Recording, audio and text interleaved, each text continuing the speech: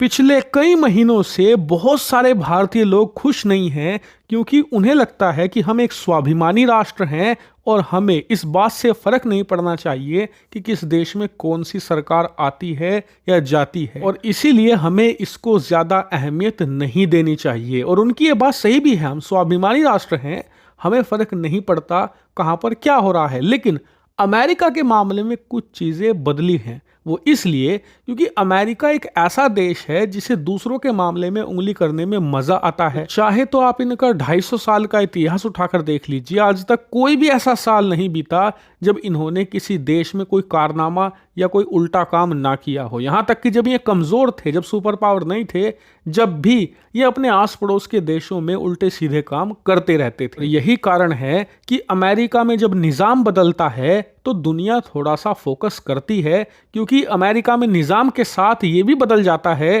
कि अब ये किस देश में उंगली करेंगे, किसे परेशान करेंगे, या फिर किसके अंदरूनी मामलों में दखल नहीं देंगे। उदाहरण के लिए जो बाइडन ने भारत के साथ कुछ गलत नहीं किया पिछले 4 सालों में, ट्रेड भी अच्छा हुआ, हर मामले में वो हमारे साथ कोऑपरेशन करते रहे, चीन के खिलाफ भारत को काफ़ी हथियार भी दिए उन्होंने, भारत की टेक्नोलॉजी में काफ़ी मदद करी, और अमेरिका के कानूनों में भारत के साथ पार्टनरशिप को लेकर जो समस्याएं थी उन्हें भी सुलझाया।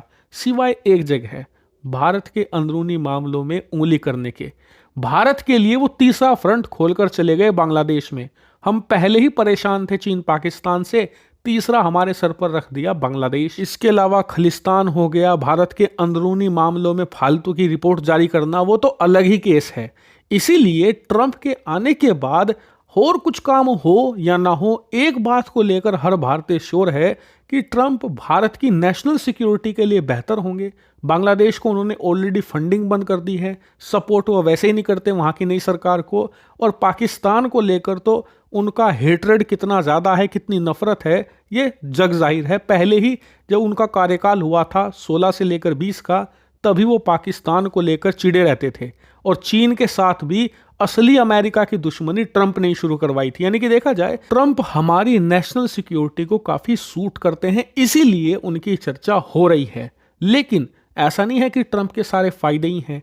एक नुकसान जिसको लेकर हर भारतीय श्योर है वो ये कि ट्रंप के आने के बाद अमेरिका के साथ जो हमारा व्यापार है उसमें नुकसान होगा ही होगा।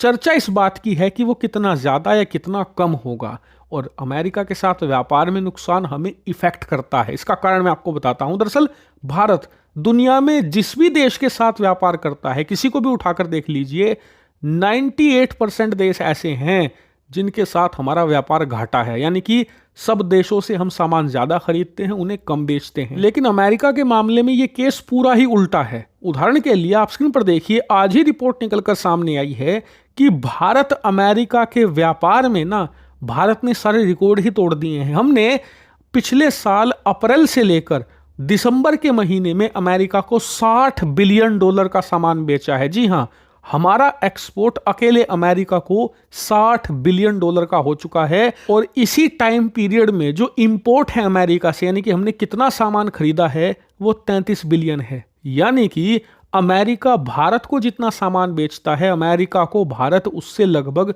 दुगना सामान बेच देता है। यानी कि जो व्यापार घाटा तो छोड़िए, हमें $30 बिलियन से ज्यादा का व्यापार मुनाफा हो चुका है इन महीनों के दौरान। और अभी तो हमारा फाइनेंशियल ईयर खत्म हुआ भी नहीं है। रिपोर्ट्स बताती हैं कि मार्च 2025 में जब हमारा फाइनेंशियल ईयर खत्म होगा तो इस पूरे फाइनेंशियल ईयर में भारत अमेरिका का व्यापार आपको 95 से $100 बिलियन के आसपास मिलेगा, और इस टाइम पीरियड में हमारा व्यापार मुनाफा 55 से लेकर $60 बिलियन को पार कर जाएगा। और ये बहुत ही ज्यादा ह्यूमंगस है, बहुत ज्यादा बड़ा आंकड़ा है। अमेरिका से भारत इतना ज्यादा रुपया कमाता है कि बाकी देशों का कहीं मिलाकर भी इसके आसपास नहीं बैठता।